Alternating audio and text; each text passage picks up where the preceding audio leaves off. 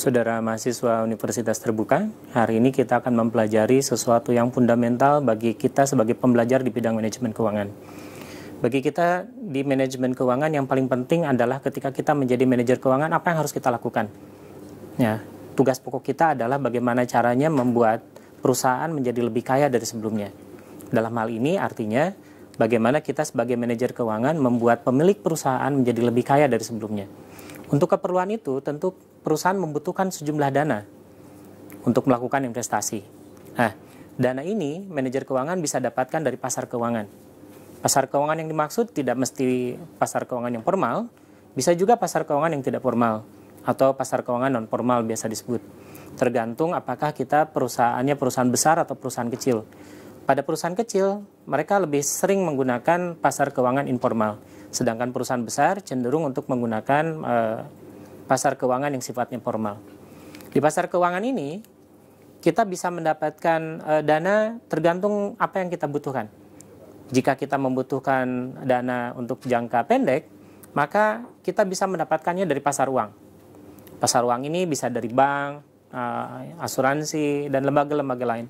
Sedangkan kalau kita membutuhkan jangka panjang, maka kita tentu saja membutuhkannya dengan cara mendapatkannya dari pasar modal. Nah, ketika kita mendapatkan dana dari pasar keuangan ini, kita menerbitkan aktiva financial. Aktiva financial ini bisa dalam bentuk saham atau obligasi. Pilihan-pilihan yang ada tentu sangat beragam dan tergantung dengan risiko yang mau kita ambil ketika kita mengambil dana dari pasar keuangan tersebut. Ketika kita mendapatkan dana tersebut, maka kemudian kita akan mencatatkan atau memiliki aktiva real. Aktiva real ini kita catat di aktiva perusahaan. Ada banyak hal yang bisa kita beli, gunakan dana tersebut.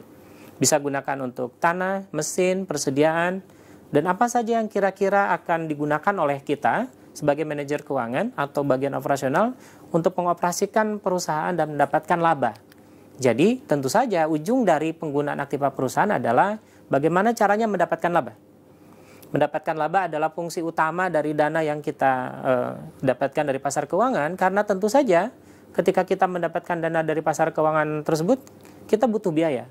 Nah, biaya yang timbul dari menerbitkan aktiva financial ini tentu harus kita tutup. Nah, menutupnya dengan cara bagaimana caranya menghasilkan laba dari dana yang kita dapatkan tadi. Sesudah dana itu kita dapatkan, kita punya dua alternatif. Alternatif pertama, dana yang dari laba tadi itu kemudian kita kembalikan pada pasar keuangan. Dalam hal ini tentu maksudnya dikembalikan ke pemilik dana. Pemilik dana artinya orang yang pada kesempatan sebelumnya kita dapatkan dana itu. Atau yang kedua, bisa juga kemudian manajer keuangan berpikir, ada kesempatan investasi di masa depan. Karena ada kesempatan investasi di masa depan, biasanya Pak manajer keuangan memikirkan alternatif yang kedua ini.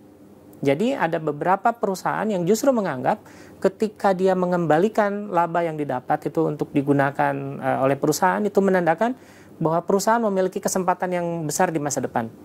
Jadi ketika manajer keuangan memikirkan bagaimana caranya mengembalikan dividen misalkan kepada pemilik dana, itu banyak orang menganggap perusahaan sebetulnya tidak memiliki kesempatan investasi di masa depan.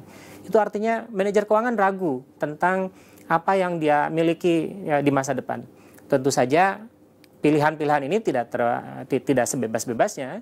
Kita memiliki pilihan yang tergantung para pemilik modal. Nah, keputusan yang harus diambil manajer keuangan itu pertama adalah bagaimana kita akan menggunakan dana. Itu yang pertama kali harus dipikirkan.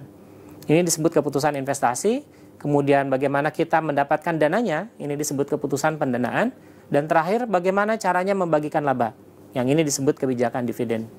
Terima kasih, saya berharap Anda memahami hal fundamental yang saya sampaikan ini.